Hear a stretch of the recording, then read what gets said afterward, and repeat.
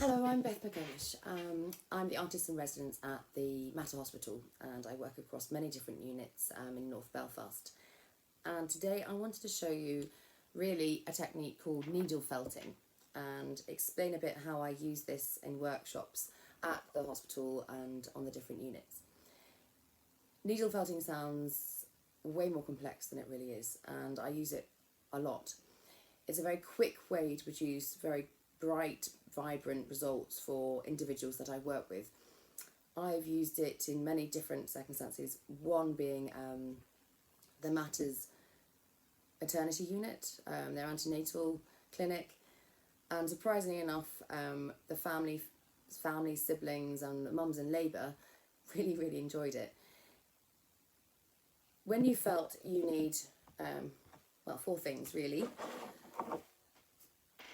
a brush or thick sponge that you can push your needle into.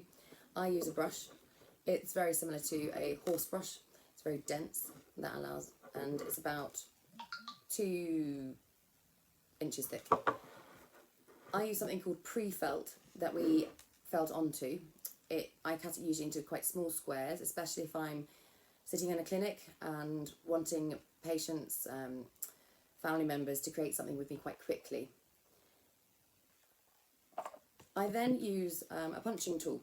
So where usually you might have just an individual needle to do needle felting to create a 3D object, I use something like this.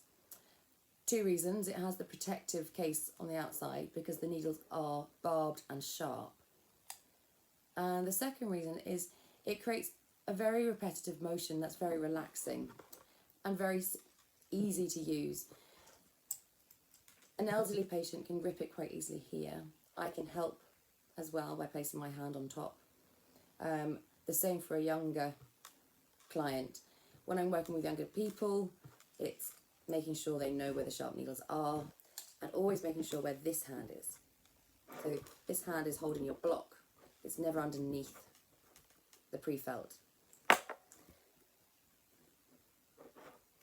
Obviously, you then would need some wool or roving. It comes in an assortment of colours and it's the most beautiful material to work with. However, some people who don't like cotton wool may disagree with me.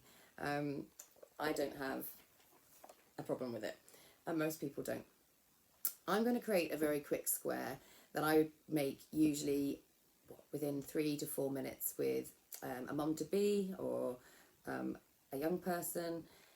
Let's have see if I can do that. So you're placing the pre-felt on top of the brush so you can see the edge, and you're taking small bits of the roving, gently toughing it up. I say it's like pulling cat's fur out. Not that I ever really pull cat's fur out, but you're gently pulling it like that. You're not yanking it, you're pulling it gently. So, and then I'm laying it down like that,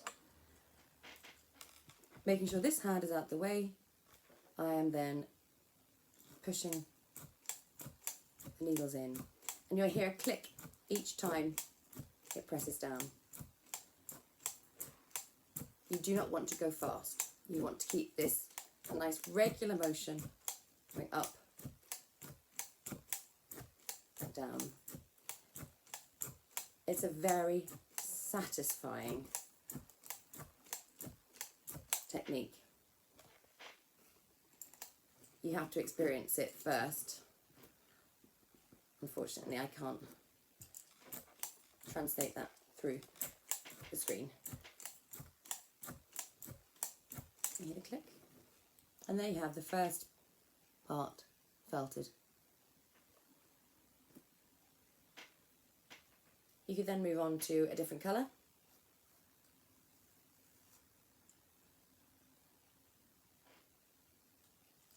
And you go slightly up and down.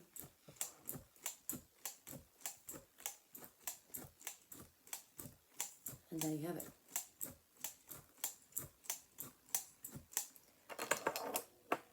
Because these types of workshops are relatively quick, we offer an idea that you could put an initial on or potentially a heart. So something they could take away with them relatively quickly.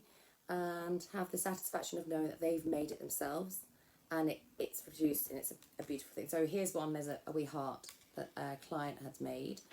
Would have taken maybe 3 to 4 minutes. Imagine framed in a white IKEA frame, ready for the nursery or room, wherever you want to take it.